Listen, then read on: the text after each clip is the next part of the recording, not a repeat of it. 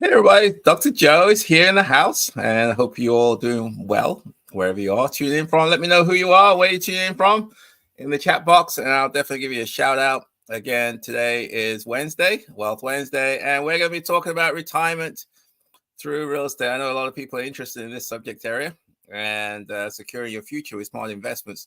You know, we all know that real estate is a hard asset, and it can be used if it's done correctly to provide you with financial security in terms of cash flow, tax benefits, appreciation, and things like that.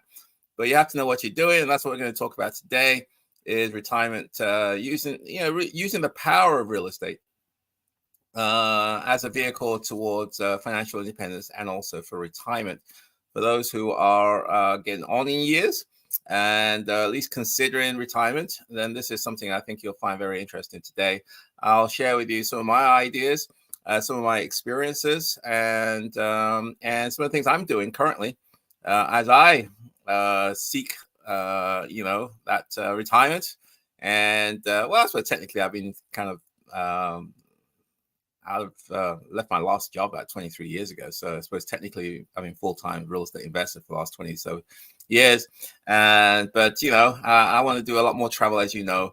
And so therefore I want to really leverage the power of real estate for retirement and also financial freedom and things like that. So before we get too far, I'll give you a little shout out to Mark Lee. I hope you're doing well, Mark. Congratulations. I think you found your tenant for your property in Tuskegee, Alabama. I had a great session talking with the prospective landlords, and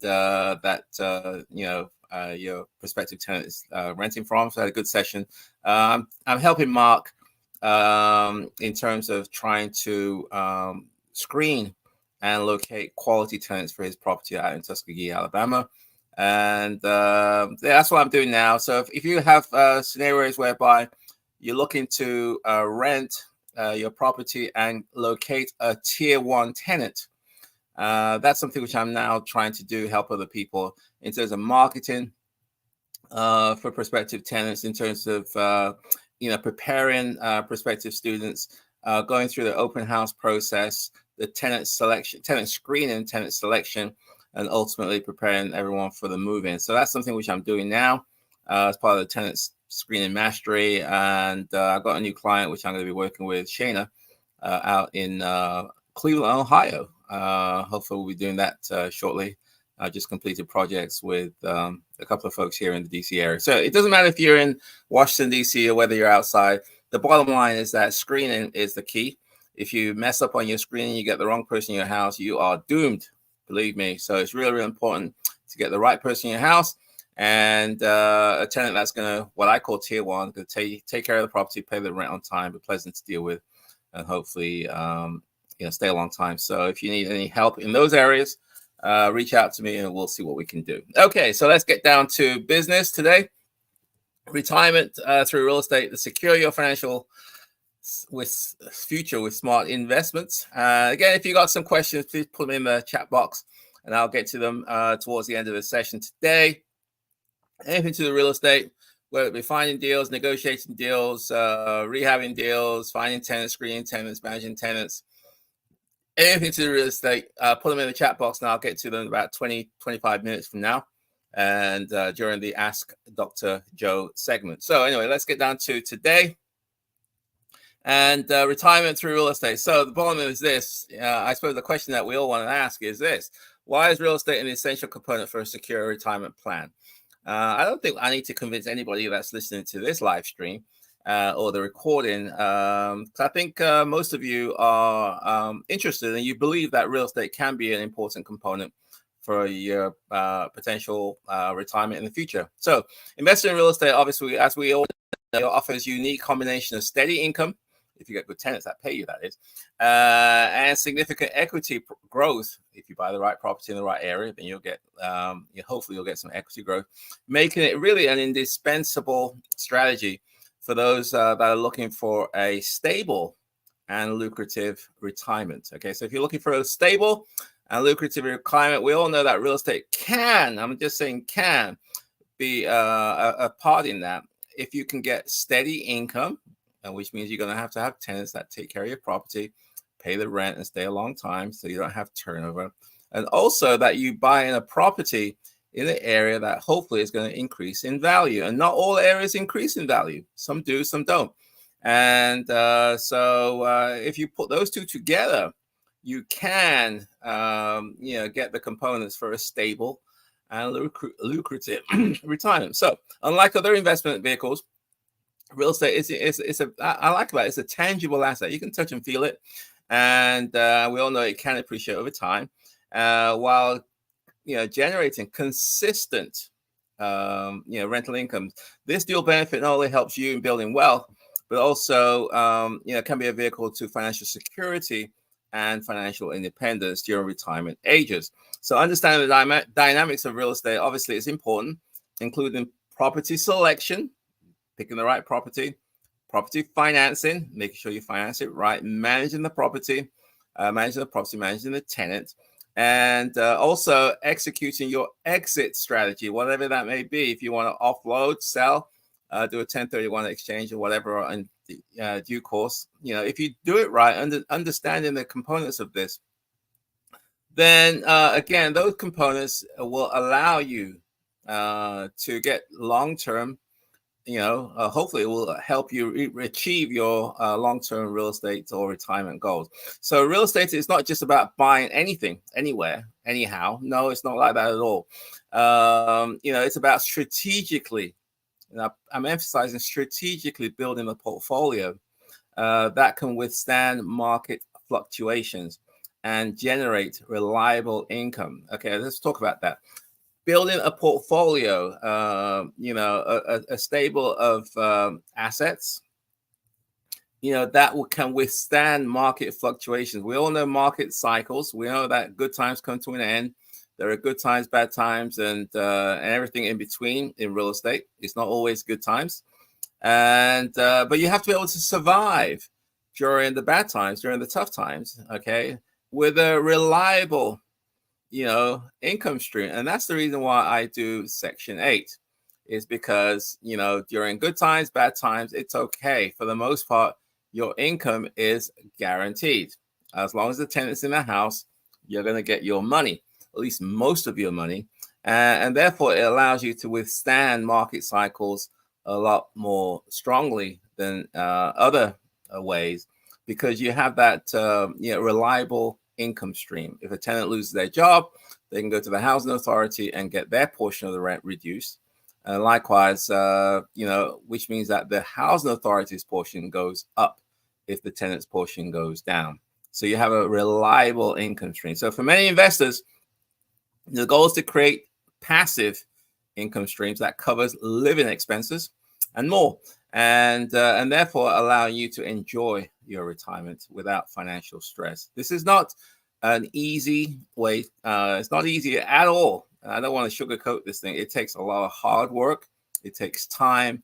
But the important thing is that you let time take care of that, or let time do what I call do the hard and heavy lifting. So to achieve financial independence and retirement, it's going to require smart investment choices on your part, smart investment choices that focus on properties with strong rent potential and long-term appreciation. That's the key. Strong rental potential, you can rent them easily, and also long-term appreciation in terms of the assets. So by doing so, investors can sort of get the benefits of immediate cash flow and also future gains. So moreover, we all know real estate also has other benefits like tax advantages that can also enhance overall returns. And also you can deduct your mortgage interest. There's property taxes you can deduct. And also you have another benefit, it's called depreciation. So these tax benefits can significantly reduce your taxable income, thereby increasing your overall net returns through real estate. So additionally, capital gains, assuming that you own these properties for over a year, then the long-term capital gains is definitely less than the short-term capital gains rates. Okay, so so again, you have more control over real estate. You determine where to buy, what to buy, how much to pay, negotiate, and all those can compared to other investment classes like stocks, securities, and other things like that. So, you can do things to increase the value of the property and so on. So let's talk about each of these elements in a bit more detail. And I'm going to talk about 5 today in terms of leveraging the power of real estate for retirement. The first thing is property selection. You decide as the investor what to buy, where to buy, and a location becomes really, really important. It really does. I'm not a great believer in just buying anything because quote unquote is a good deal. No, if you're thinking long term, you have to strategically purchase the right properties. So, what are the key factors to consider when selecting a property for investment? What are some of those factors that you should consider as you are thinking ahead and leveraging the power of real estate for potential retirement? What are some of those factors you should consider? So selecting the right property, it really is the cornerstone of a successful real estate investment strategy. It really is. As the saying goes, it's all about location, location, location. It is true. There's properties I bought which I regret buying, and likewise there are properties which I've purchased which I wish I bought more of those earlier on when quote unquote it was cheap. So selecting the right property really is very important. So when evaluating properties, you need to consider several key factors. Things like long-term profitability and also long-term growth. Okay, the first thing is location. And so obviously we all know desirable areas typically appreciate more over time because more people want to live there. And likewise, it's easier to attract and rent those properties. Because tenants, given the choice, would rather live in a better area than a worse area. I mean, I would, you do, and so on. So, so the location becomes very important in terms of long-term and also your ability to attract tenants. And so obviously attract, good areas tend to have better schools, lower crime rates, access to public transportation, shopping, recreation, and health services and things like that. So these are the desirable amenities that a lot of tenants are looking for, a lot of people are looking for when they are deciding to buy or rent your property. And the second factor is the condition of the property. Obviously, me, I like to buy houses that need work because if it needs work, typically there's less competition to buy them. I'm not really competing with homeowners because they're intimidated by what I buy. And therefore, there's fewer buyers, which means that you're just dealing with typically anyway, hardcore real estate investors as opposed to dealing with or competing with homeowners. So obviously, if you're going to be buying properties that need work, you're going to have to do inspections. You're going to have to make sure you have contractors to inform you as to what needs to be done. And you need to budget for the renovations and so on. So there's a lot more work when you buy a house that needs work. However, the benefit is that you can buy it at a discount. So essentially, me, I buy C properties in B areas. So I'm buying a house that's in C condition, but it's in a B neighborhood. So as I improve the house, then since I'm in the B neighborhood, I'm able to force appreciation and force equity during that renovation phase. Okay, so historical data will tell you what's going on in your area that you're looking to interest to buy in, what property values have been, what rental rates are like. And so it's really important to understand other things like economic indicators, job growth, infrastructure developments, because they can give you some insights into property performance over time. If you can find some local knowledge about what's going on in terms of development that's taken place, any revitalization that's taken place, then you can probably take that advantage, take that information and use it to your advantages.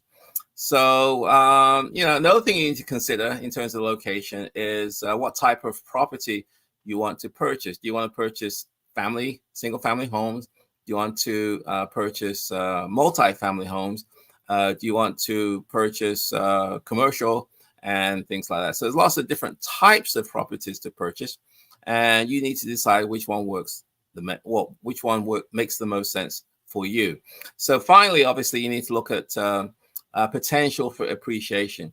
I know we don't know what's going to happen tomorrow, but history can tell us a lot. Certain areas they don't appreciate much, and other areas they do. And so if you're looking for long term, then you may want to consider buying in areas whereby you got a better chance of appreciation. Also, in buying locations in terms of neighborhoods and so on, which that's more likely to happen.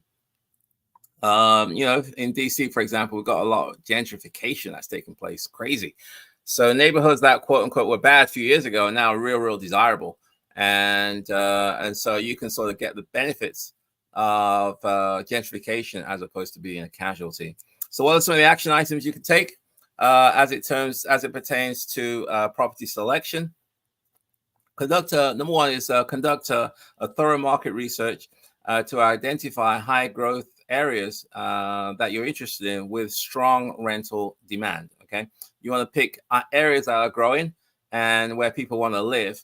And the other thing, action item, is to evaluate the condition of any potential properties that you buy, looking at things like the renovation costs, permits, what's needed to transform the house from its original or current condition to its final condition.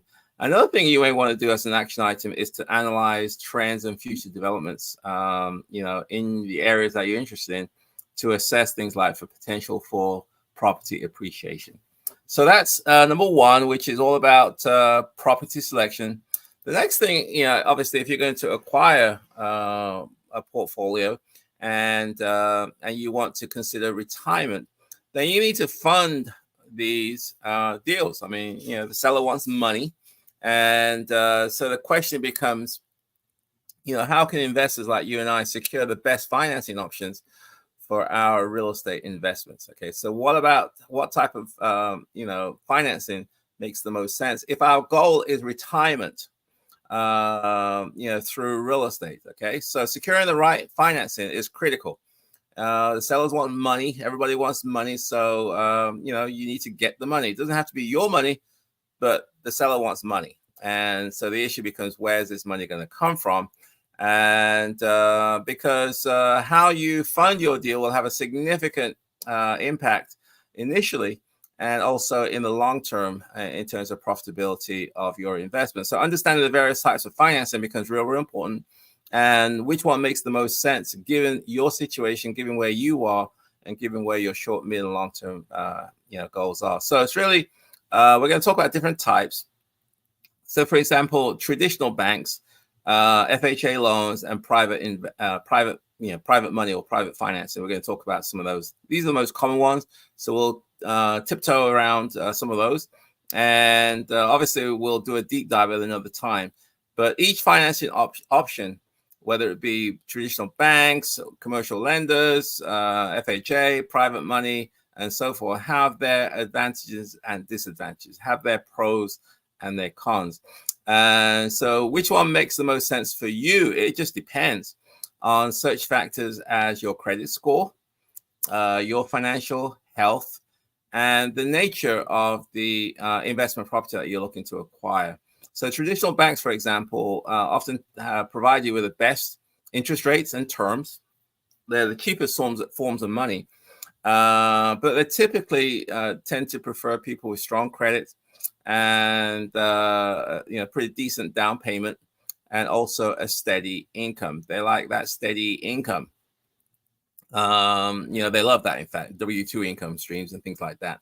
So this is for the traditional banks. These loans tend to be for people with solid financial backgrounds and a steady income. So so if you have those things, then you can fund typically single family, multifamily type properties as well. On the other hand, FHA loans, which are backed by the Federal Housing Administration, they offer a little more leniency in terms of credit and also in terms of down payment. They usually, you can get in those things with lower down payments.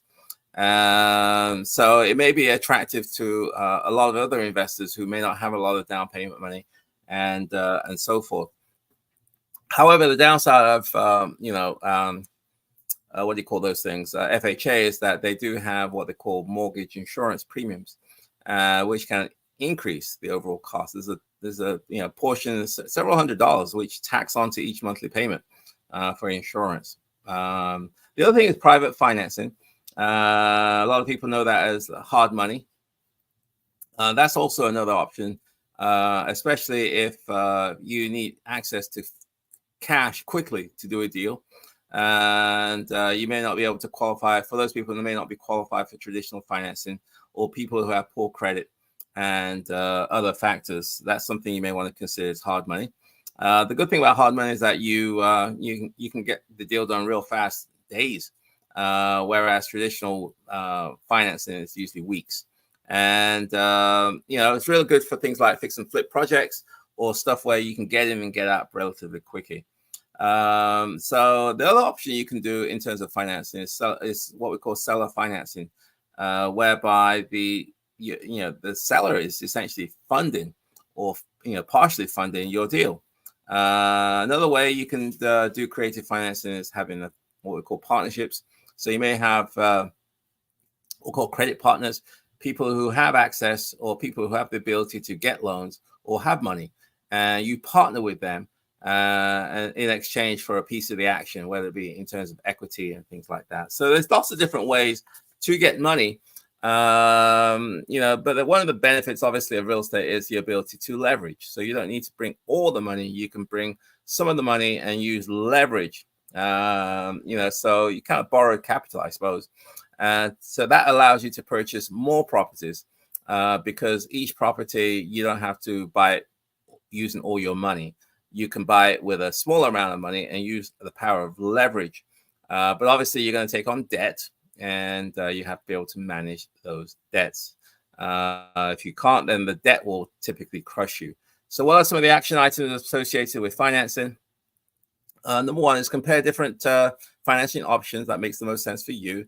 Things like traditional financing, FHA loans, private money, and commercial loans, and things like that, to determine which one makes the most sense for you, given where you are, given your situation, what your aspirations are.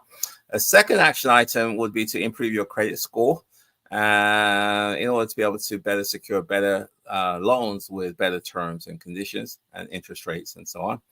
The other action item is exploring leveraging creative financing. We talked about things like seller financing, partnerships, to maximize the number of purchases that you can have. So financing is a key part of building a portfolio if you want to retire through real estate investments. And the other thing is that assuming that you've got these houses, then the other thing you're going to have to worry about is property management, which is you're going to have to be able to have that reliable income stream, which means that you're going to need to make sure you've got tenants who are taking care of your property, paying the rent, pleasant to deal with, and hopefully are staying for a long time. Because if you don't, then you're going to have some issues and some problems. So the question is, what are the best practices for managing rental properties effectively? And I'll talk about some of those things.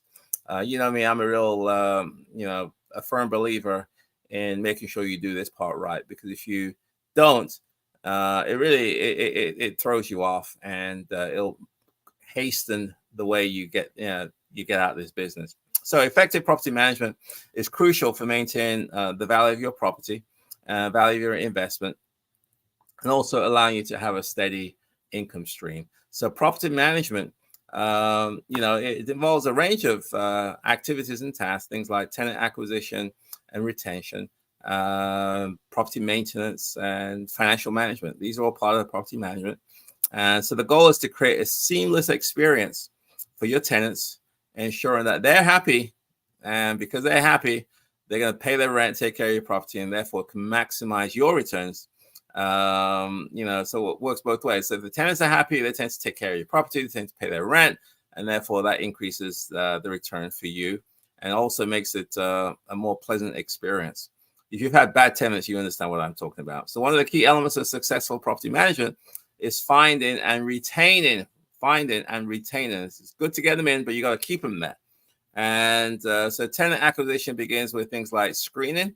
I'm a big proponent of screening. I have this tenant screening mastery program. So if you're interested in learning more about that, or if you have a vacant property and you feel that you need some help, then I can definitely help you getting what I call a tier 1 tenant. So shoot me an email, let me know if you're interested in that. Anyway, tenant acquisition begins with a thorough screening process to ensure that prospective tenants are reliable and financially stable. This involves things like conducting background checks, credit checks, and verifying references. And a comprehensive lease is obviously important, which outlines the terms and conditions of the tenancy, including things like rent due dates, maintenance responsibilities, rules for property use, and so on. So you can kind of avoid misunderstanding, disputes later on. So I think it's clear and consistent communication is really key with tenants, to make sure that they understand what their obligations are and your expectations are, what they can expect from you and what you're expecting from them. Once tenants are in place, obviously, it really helps to build a positive relationship with them. And, one of the important things is to respond promptly when things go wrong. If something goes wrong, you fix it.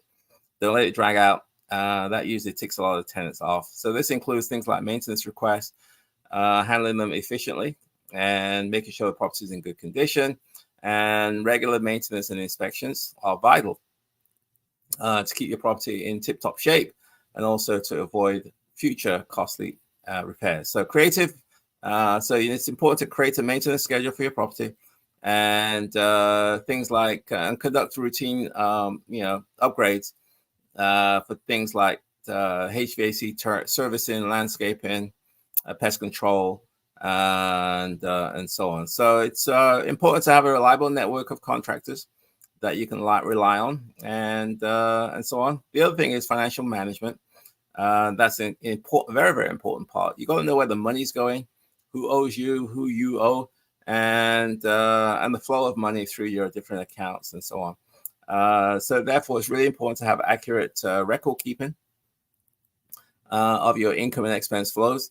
I have a bookkeeper, and I also have a CPA, which I use in terms of managing the accounts and making sure that I'm compliant with tax laws and things like that. So, nowadays there's lots of software that you can use for managing your property, managing your tenants, and a lot of online tools out here, and so on. So the other thing is to make sure that you are adhere to local laws and regulations. Okay, so what are some of the action items associated with I say it should not be financing, it should be property management. Action items associated with property management. Things like implement thorough tenant screening processes to find reliable long-term tenants. That's important. And who will take care of your property and pay the rent. Another action item you may want to consider is develop a maintenance schedule for your properties and conduct regular property inspections to maintain the property condition, and so on. And the third action item you may want to consider as it pertains to property management is utilize property management software to streamline your financial management and keep accurate records, and also to ensure compliance with local rental laws. So that's number 3. So again, if you've got some questions, please put them in the chat box. I'll get to them very, very shortly. Anything to do with real estate, if you've got an issue, a challenge that you're facing, please put them in the chat box and I'll try and get to them very, very shortly.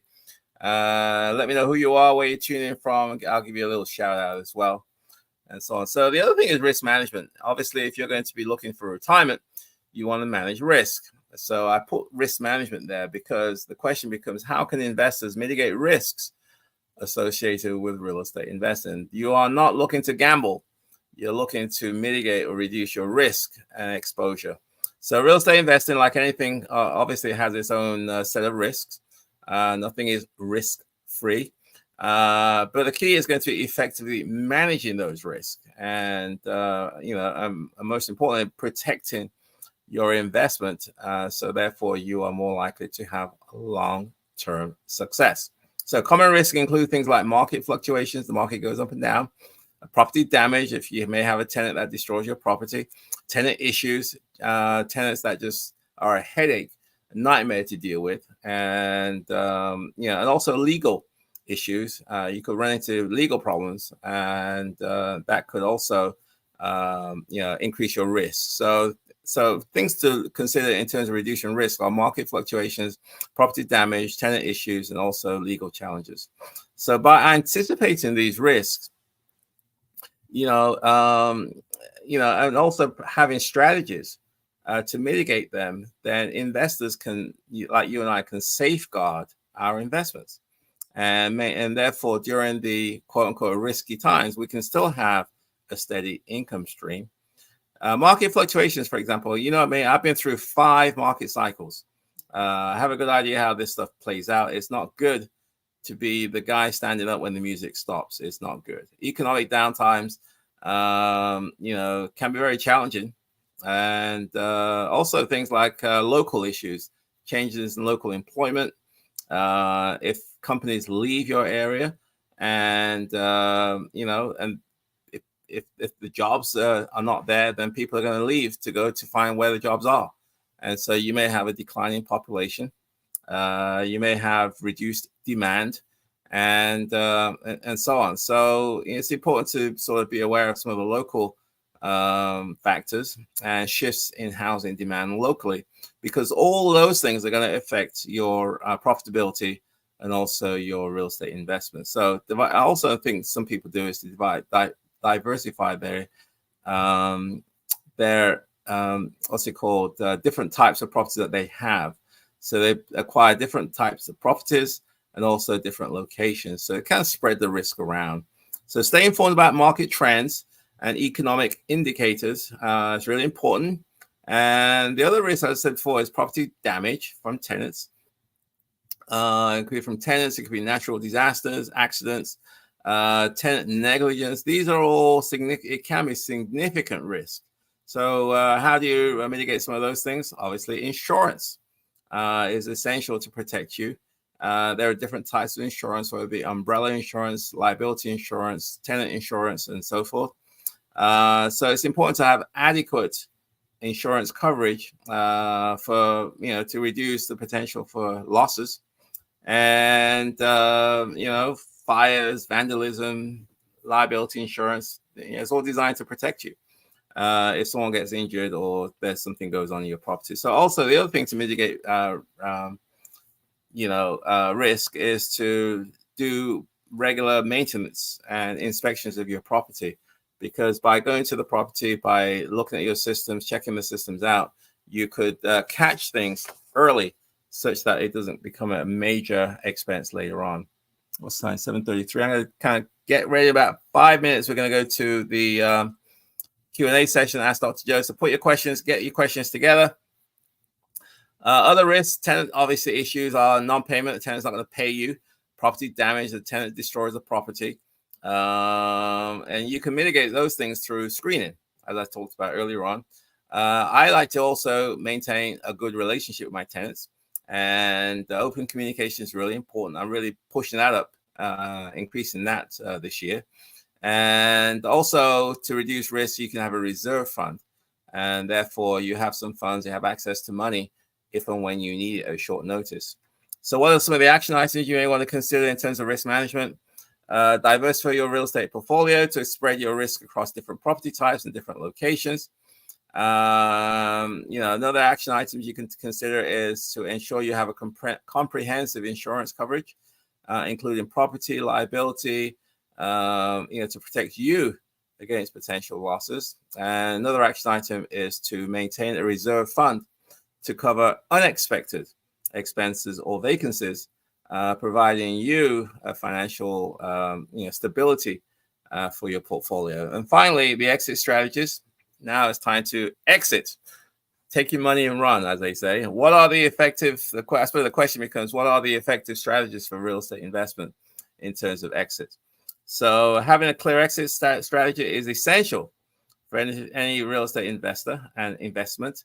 An exit strategy is really a plan for selling or transferring or otherwise disposing of your investment property for maximum returns and to minimize losses. Okay, so knowing your end goal should guide you in terms of your investment decisions, and these can significantly impact your profitability and your real estate portfolio later on. So effective exit strategies can vary based on things like market conditions, your investment goals, your personal circumstances, and but the important thing is to have a smooth and profitable transition out of an investment. So one common exit strategy, obviously, is to sell the property. This can be especially profitable if the property is appreciated significantly over time. If you've kept it for a number of years and you're able to, ride that wave, and hopefully you can exit at a nice, profit. So time of the sale obviously then becomes important. So when do you sell? You obviously, in an ideal world, want to sell when it's most favorable to you, favorable market conditions, such as high demand or low interest rates. It's also important to consider costs associated with selling. There are costs. You got real estate costs, you got commissions, you got closing costs, you got potential capital gains.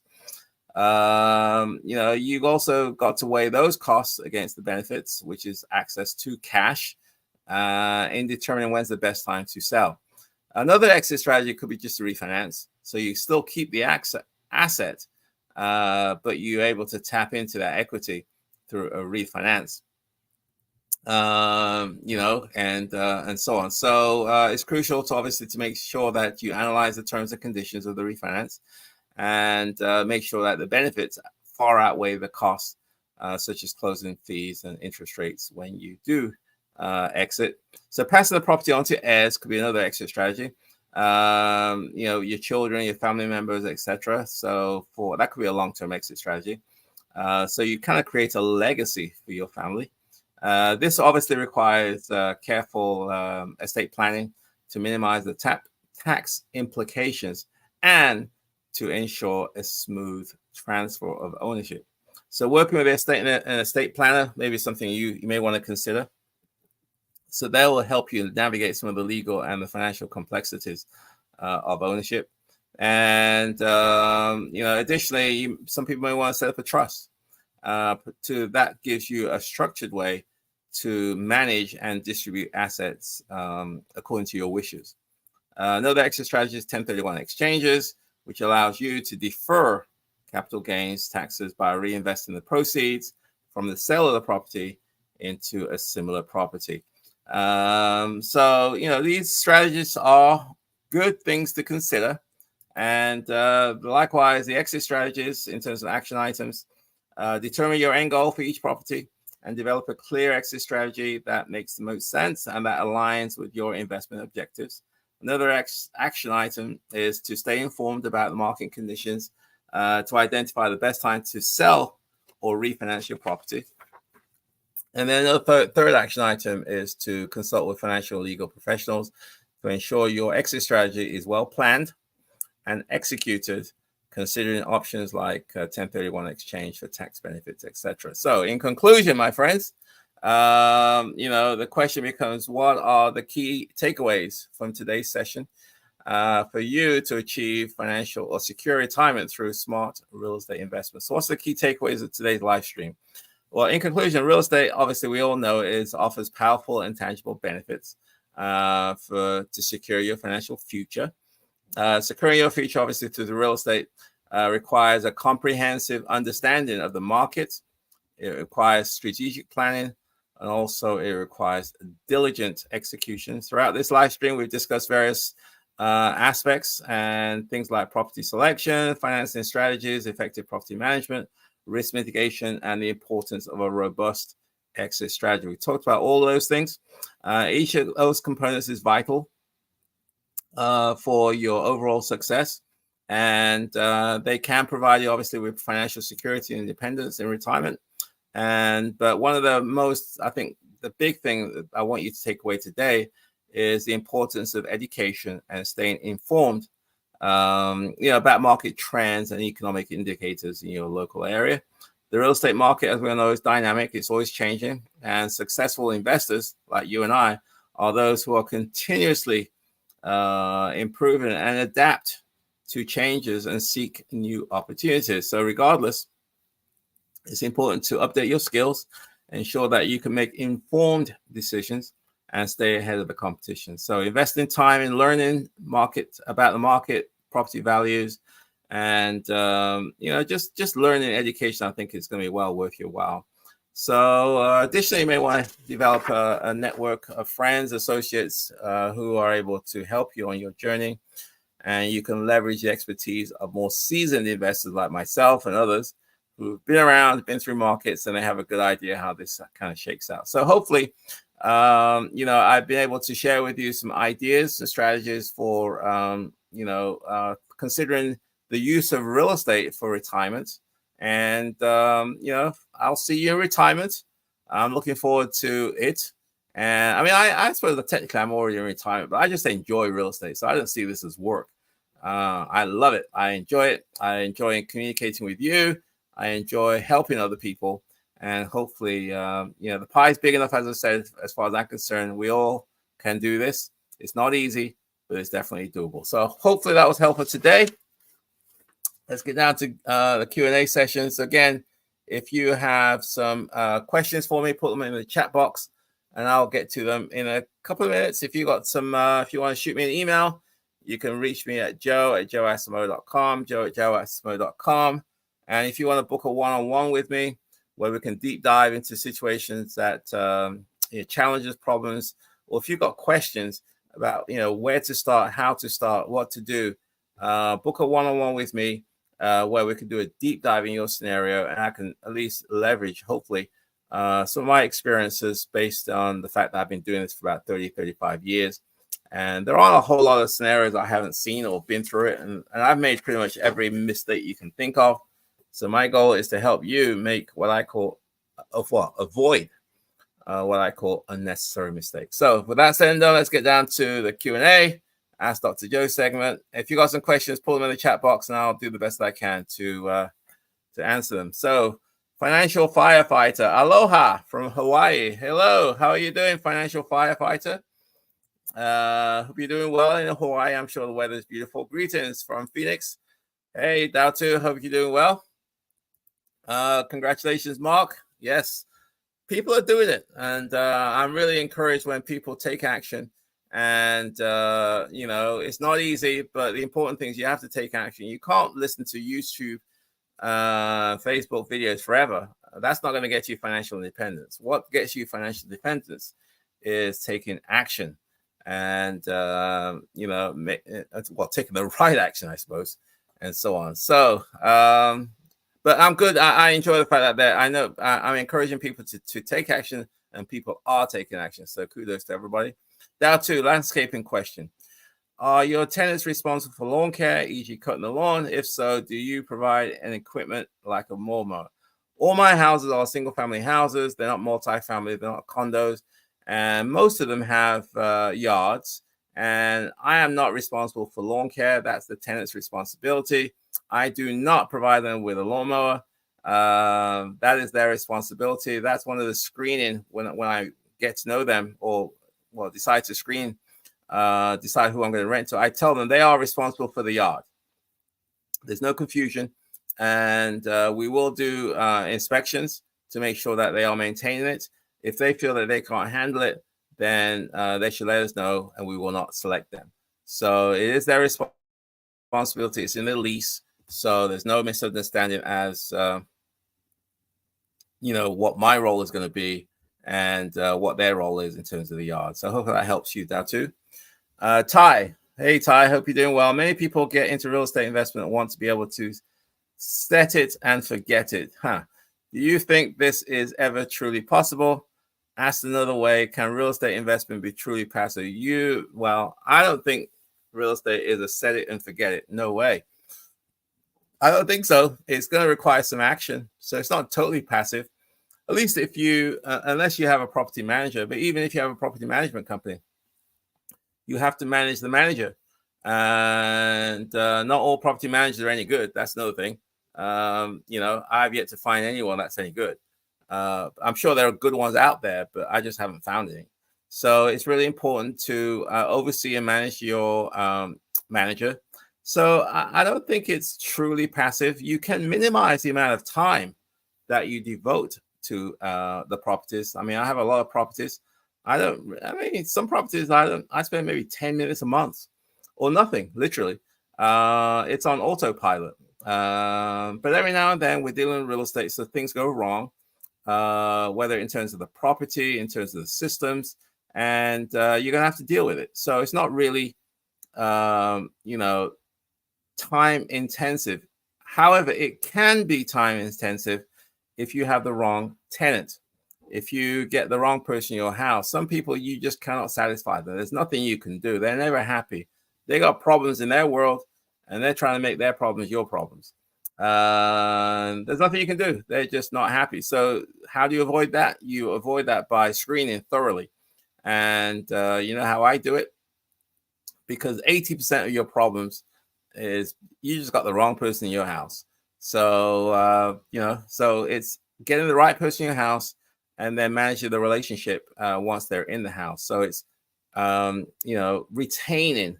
So selecting and retaining quality tenants, I think, is key. So that is not totally passive, but if you have the right tenant and the right property, tenants tend to stay a long time, and therefore it could be I won't say totally passive, but at least not as active as people who just don't know what they're doing.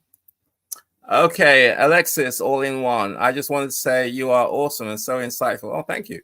You have inspired me to invest in Section 8 and provide the very best for the list, privilege, and how.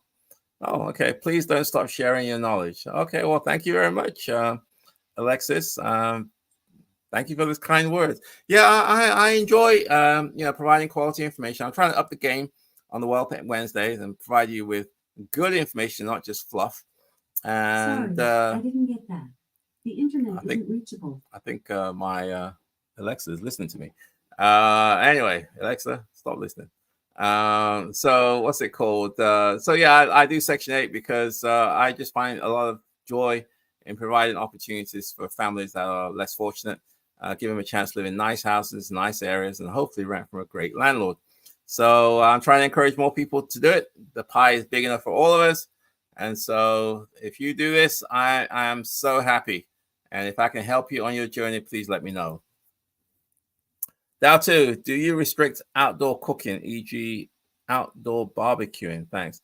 No, not really. You know, pretty much these, you know, the tenants know what they can and can't do. They're responsible. I did have a tenant once who was doing a cookout inside the house. That's a crazy story. But for the most part, most people know you can't barbecue inside the house. And depending on your location, how much outdoor space you have, they may be able to barbecue. But again, you know, I have, at least my properties are all single family houses. They do have a yard, and they tend to go outside if they're going to do a barbecue in the front or the rear yard. Ty, do you ever do month-to-month leases? Again, if you got some questions, please put them in the chat box. I'll get to them shortly. It's now 7:50. I'm going to wrap it up in a few minutes. So get your questions now or forever hold your peace. Do you ever do month-to-month leases? When do you typically approach your tenants to ask if they wish to renew the lease? The way my leases are written are, it's typically Section 8 anyway. It's 1 year term. So it's 12 months. And then after that, it goes month to month. So I've had tenants, my longest tenant is 27 years. And it's been month to month for 26 years. And so most of my tenants, after a year, it kind of reverts to month. You know, and that's how I do it.